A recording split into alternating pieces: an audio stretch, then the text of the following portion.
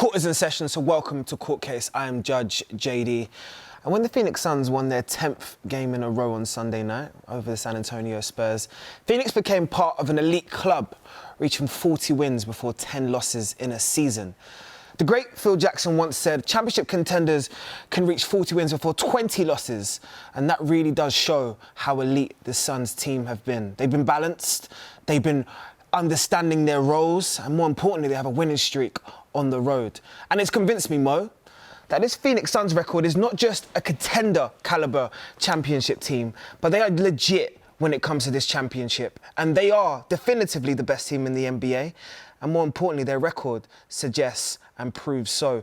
So are you agreeing with me that the Phoenix Suns are the team to beat at this moment in time? Well, JD, if the season ended right now and went straight to the playoffs, my money would be on the Phoenix Suns, no doubt. As great as the players have been playing, I want to commend the front office because they have a deep roster that covers every aspect of the game. They can play big, they can play small, they can slow it down, they can play fast. And they've addressed the hole in their team that was the reason they lost in the finals, which was the lack of the size in the interior behind DeAndre Ayton. They've picked up JaVale McGee and Bismack Biyombo. They're undefeated. Remember I told you a few episodes ago? Bismack. They're undefeated when Big Bismack plays, right? Drip King. So there's no doubt, okay? There's no doubt they are a dangerous squad. But in order for them to win the NBA championship, Devin Booker needs to make the leap from the star player that he is now to a superstar. The reason being, if we look through NBA history, right? If we look at all the recent championships, the one thing every championship team has in common, with only a few exceptions, is they all have a top 5 player on the team. Giannis Antetokounmpo last year, LeBron James, Kawhi Leonard, Stephen Curry, Kevin Durant. You know, even if we go back through the 2000s, you're talking about the Tim Duncans, the Kobe Bryants, Dwayne Wades. Kevin Garnett's, Dwayne Wade's of the world, Dirk Nowitzki's of the world. Even if we go back all the way through the 90s, the Michael Jordans and the Hakeem Olajuwon, like... And that's where it ends, because BJ and Co were so dominant. BJ says it all the time. You know, when it's a close game and there's big-time pressure situations, the ball finds itself in the hands of the best player, and the best player will lead their team to a win. So when you make a list of the top 5 players in the NBA right now, as great as Chris Paul and Devin Booker are, I don't have them as top 5 players in the NBA. Whereas Giannis Antetokounmpo, you saw what he did in that Game 6 of the NBA Finals last year, where he just dominated completely and put up a 50-piece, crushed them. So I'm going to need to see Devin Booker taking a step up, because the only teams that have really won by committee and not having that top 5 guy is the 04 Pistons, but they had some of the greatest defensive players of all time. The Bad Boy Pistons, who had all-time Hall of Fame players in their squad. And, you know, there's not many other teams that you can say they won by committee. So, you know, maybe the 14 Spurs, but they had an older Tim Duncan and they had a younger Kawhi Leonard, so I don't even think they count. So winning by committee is tough. Not to say that it's impossible to do, but the reason why I bring this up is if one of their top 4 guys gets injured, so Booker, CP, Bridges or Ayton, if one of those 4 gets injured, it's going to hurt their team a lot more than if one of the top 4 players, let's say the Milwaukee Bucks, right? Yeah. If their 4th best player was to get injured, it wouldn't hurt them as much because they've got a top 5 talent in a Giannis Antetokounmpo. Or if one of the Sixers starters got injured, as long as it's not Embiid, they're still going to feel pretty confident. So I'm looking at the Phoenix Suns. They've got some money on their books that they can move. Dario Saric is out for the season. They can move his salary. They've got some future first-round picks. I'm looking for them to make a move to add one more piece to the team, maybe a veteran player, because I think guys like Campaign haven't been quite as good as they were last season. If they can add maybe an Eric Gordon out of Houston or a player of that caliber to come in and join the squad, then they're looking even more scary. But, you know, right now, if the playoffs started today, I got the Phoenix Suns winning it, but I just worry about them. You know, if Devin Booker doesn't make that leap, then you might just see Giannis or whoever they face up against in the finals dominating again. Okay, so I feel like, because I know Mo wants to add good balance and good depth in terms of understanding where every team is at, but I feel like you agreed. I feel like you would turn around and say right now... Right now, the Phoenix Suns are the best team in the NBA. I love that. BJ, I've heard that quote come out of your mouth before already this season. And I just need to know, this is more of a check-in. Are you doubling down right now, B? Are you saying, with looking at the way that this team is balling right now, they are definitively the best team in the NBA? Well, both of you guys know on air and off air, you know, what I've said about the Phoenix Suns. Without question, the Phoenix Suns right now are the best team in the NBA. And they're the best team because of their roster construction, right? You have to, do the obvious, which is you have to identify talented players. But right now, this team has depth, and in particular, depth at the center position, because they know they're going to see a Jokic. They know they're probably going to see, if they advance to the finals, they're going to either see Joel Embiid, or they're going to see a Bam Adebayo, or they're going to see Giannis, okay? And this team has depth, and they have depth up front because they know they need big bodies. When the game slows down, right? Because during the regular season, we could talk about, three-point shooting. We talk about all those things. But as I was listening to Mo, I kept saying when the game slows down and gets to the playoffs, it always comes back to the mid-range, right? We talk about Giannis. You talk about Jordan. You talk about LeBron. You talk about all these great teams. You shoot threes and play that way. But the game is going to slow down, and you need big bodies, and you need people that can play in those gray areas, okay? And that gray area is called the mid-range game. So I think this team is constructed with one idea. How can we win a championship? And we are going to exercise the following. Maybe we don't have a top 5 player, but they have players who are capable of playing like a top 5 player at any given moment, in particular, Devin Booker and Chris Paul. But they have the depth to go down the bench and say, coach, on the opposing team, how willing are you in crucial parts of the game to go to your bench? And I don't think there are a lot of teams that want to say, going down to JaVale McGee, Bismack Biyombo, Cam Payne, and all these players, they have really good players coming off the bench. So I think this team is poised with their depth to really make a playoff push and really go for the championship. And I think they have the players and the personnel to do it. I agree with what BJ's saying, especially in terms of the depth up front. And it's not just going up against big bodies. When you look at going up against a team like the Memphis Grizzlies, who could cause an upset in the playoffs, they're so great because Ja Morant puts so much pressure on the rim. He scores more in the paint than any other player in the NBA right now. So having those shot blockers and those rim protectors there who aren't afraid to have a guy try and dunk on them and contest those shots is such an important part. But this goes again back to what I was saying about Devin Booker. I need to see him go in Super Saiyan, because if there are games where Chris Paul is struggling like he was when Drew Holiday was on him, I need to see him take control of the game. And I know he has been great, but I need to see him ascend to that next level of, okay, it doesn't matter if Chris Paul's getting locked down. Okay, it doesn't matter if DeAndre Ayton's in foul trouble. Okay, Mikal Bridges is shooting strokers off. I'm going to take over the game. I'm going to go out and get 50. I'm going to go and get 60. That's what I need to be seeing. You need to see that inner Mamba is what I'm hearing right now. And I'm actually going to turn around and say, that was quite a smooth early part of this court session, because I feel like, and probably a lot of the basketball world felt exactly the same, that the Phoenix Suns are champions in the waiting. They just have to make everything work at the right time. So congratulations to Monty Williams. Of course, we know how focused he's been, and great work so far in the first half of the season. But can you now emulate it in the second half and use that pain that you had from last year and convert it into a great experience? One more thing I want to congratulate Monty in is, of course, 40 wins makes him the definitive All-Star coach for one of the teams in the All-Star break. And another person that will be in that All-Star break will be Joel Embiid. But when you bring up Joel Embiid, I think sometimes we brush it under the carpet how good he's actually playing this year, because Philadelphia have been quietly doing their work. And as much as the Ben Simmons situation is still looming in the background, the 76ers currently sit third in the East, half a game out of the first position in the standings. And let's be real, Joel Embiid is having himself quite a season. 30-11, reasserted himself into the MVP conversation. However, Ben Simmons has still not stepped on the court for Philadelphia this season. And the front office seemingly would prefer to trade him in the summer with the hopes of getting an all-star caliber player back. But this court does believe, and I'm going to say it now, the Sixers are going to miss a trick if they do not trade Ben Simmons right now, because Joel Embiid is in his prime, and we're talking about a generational talent. So they need to act, and they need to act quickly. BJ, I need to know how you feel, because I'm saying it right now. Daryl Morey needs to pull the plug. Make the trade happen.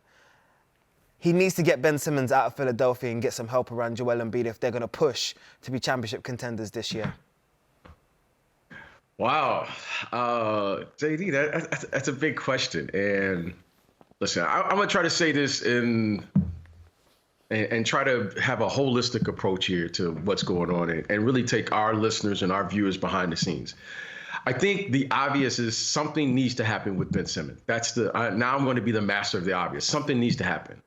Okay, but what we're saying with Joel Embiid is the following. Joel Embiid at some point here is going to have to sign off on whoever they get or whatever they do, and as an organization. And right now, the Philadelphia 76ers, instead of worrying about what they don't have, which is the absence of Ben Simmons, they have to worry about what they do have, which is they have a great player who is a big kid and could be and should be a dominant player in the let's say next 5 to 7 years, provided that he is healthy. So the biggest thing is for the Philadelphia 76ers is to do the following. How are we going to partner with Joel Embiid so that Joel Embiid will have just as much input on what he needs to win a championship and what they will need? Because right now, Joel Embiid is going to be a top 5 player for the next however many years, provided that he's healthy. And he is going to have to sign off, because this isn't going to be an overnight success. They're not just going for one championship with Joel Embiid. You're going for, hopefully a 5-year window where we say we feel we can get 1, maybe 2. If you're lucky, maybe you get 3. But I think the partnership that the Sixers and Joel Embiid will start now. They're going through something very difficult, and Joel Embiid has shown the ability to carry a franchise all by himself. So it's very important for him to be on board, whatever it is they are going to do. And I don't think it's any time to be trying to do something with a quick fix, because you have a special player. He is an MVP caliber player. And right now, guys, if they get the right piece, they could easily have the best record in the league right now. So I think it's very important for them to be patient, kind of pump the brakes, figure out what's needed, and then go from there. And I think that time should be done over the summer, because right now they're in the middle of things. And is this the brand of basketball that they really want to play? Okay, there's a lot of questions here other than just getting someone to fill a roster spot or fill in for your roster. So I think it's way more sophisticated and complicated than just trading Ben to trade Ben. I think they really have to sit down and say, who are we going to be for the next 5 years? And I think they need to take their time in doing that and making those decisions. I'm just going to look at you because I know you've been waiting for this. I know you've been waiting for this. I got two responses to this I feel like I've given the ball to someone who's on fire, who's ready to go, in the corner, man. ready to go. I stay on fire, Jay. I got 2 responses to this. The first one is from the perspective of if I was in the front office, how I'd be looking at this. And the second one is how I really feel about it. Go with it. So first of all, let's break down the business side, okay? If you're the Philadelphia Sixers right now, you're half a game back from first seed in the Eastern Conference, okay? Tyrese Maxey has been a revelation at the point guard spot. You almost play a better brand of basketball now than you did last season. So you shouldn't be worried about this guy who's not playing, okay? So trading Ben Simmons is this whole thing everyone's talking about. I'd be focused on trading Tobias Harris. The reason being, if the rumors are true about James Harden being unhappy in Brooklyn and his friendship with Daryl Morey and him wanting to be set to join the Philadelphia 76ers in the offseason, then trading Tobias Harris now makes it a lot easier to acquire James Harden and give him the max deal he wants to come and play with Embiid in the summer. Because trading Ben Simmons, that's your last piece of the puzzle that you can go and make a trade with. You could trade him now. You could trade him to Sacramento for a bunch of spare parts, and you could trade him to another team for some role players and draft picks or whatever it is. But you are really looking at Ben Simmons and thinking, I need to use this chip to go out and get a James Harden, a Damian Lillard, a Bradley Beal. One of these guys is going to demand out of their situation, and that's at least what the Philadelphia 76ers are hoping for.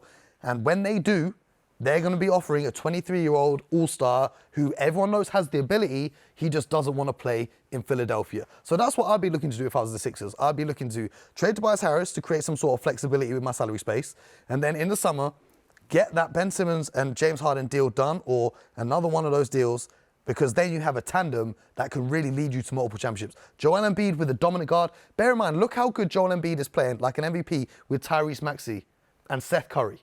Now imagine you put James Harden in the mix, or you put Dame Lillard in the mix. They will take Embiid's game to a next level, because right now defenders can go and throw 2-3 defenders at Joel Embiid. You ain't helping off James Harden to go and double on Joel Embiid. So I think that's the move that they're looking to do, because at the moment, the offers on the table that are being reported aren't what they want in return. Mm-hmm. But now let me give you the answer from my personal opinion, JD. Talk your talk. Don't trade him. Keep him.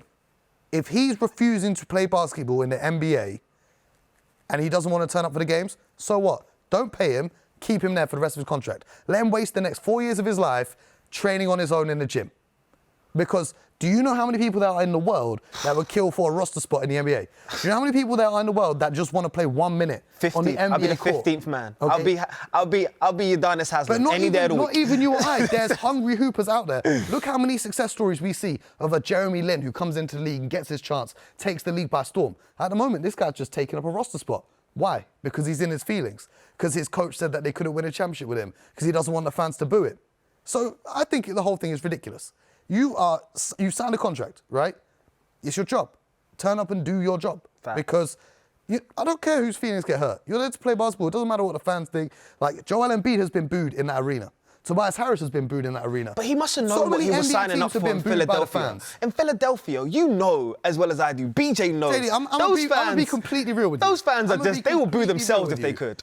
If you are paying me $28 million a year, you can say whatever you want. You can boo me as much as you want. You can throw tomatoes at me from the stands, and guess what? I won't care, because I'm going home to $28 million per year. Right now, he's missed out on, what was it reported today by ESPN? $19 million. $19 million in final season. If I was the Sixers, I'd say, all right, cool, you don't want to play ball. We're almost first in the East without you. You stay at home. I don't care. Grow up. I mean, I just want to know from both your perspectives. So I'm just getting this clear before I get my judgment, because there was a lot that was said. So both of you would stick and hold to the summer, but for separate reasons, because you're saying you want to facilitate it in terms of the move for James Harden, and you're saying that you want to facilitate it, BJ, because you're thinking about the brand of basketball for the next 5 years. But both of you are agreeing that you should wait for the summer. There's no rush to trade him. If he was an expiring contract and he was going to be able to walk away in the summer and you'd lose him for nothing, then the pressure would be on you as a front office to trade him now. He's still got 3 more years left on his contract for 4 more seasons. There's no rush. B, I just want to know, you saying double down and hold out for the summer? Well, what I'm saying is this. You have to get Joel Embiid and sign off on this. Right now, Joel Embiid is your best player. Joel Embiid, we thought he could be this player someday when he was drafted there, I think 3rd there in Philadelphia. Suddenly now, Joel Embiid is not playing on potential anymore. He is that player now. And right now, you need Joel Embiid to take the following. You need him to take ownership of the team and be able to be invested into whatever we are going to do next. And that's a big move for any organization when your best player is signing off on what needs to be done. So I think it's important for Joel Embiid and the Philadelphia 76ers to be on page, because if the organization makes a trade and it doesn't work, what if Joel Embiid says, you know what, I don't believe in this move? And that, to me, is the most important thing moving forward. You want Joel Embiid to be 100% invested into whatever it is we're going to do, and then go from there, and then you live with the results. This is why court case is important, because I came into this thinking I had to bring trade suggestions. I had a list of players right here ready to go that I put into my trade meeting to see if it worked. And both of these gentlemen have turned around and convinced me right here and there. We're going to double down and wait for the summer. We're going to see what happens with Ben Simmons. You know what you're going to do, summer. JD?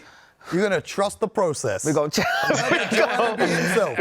trust that process. Because they bought Daryl Morey in for a reason, and we're going to see whether or not he prioritizes fit or value. And there is no more deadline anymore. So forget February 10th. We can look forward to the summer to see where this Philadelphia franchise will go from there.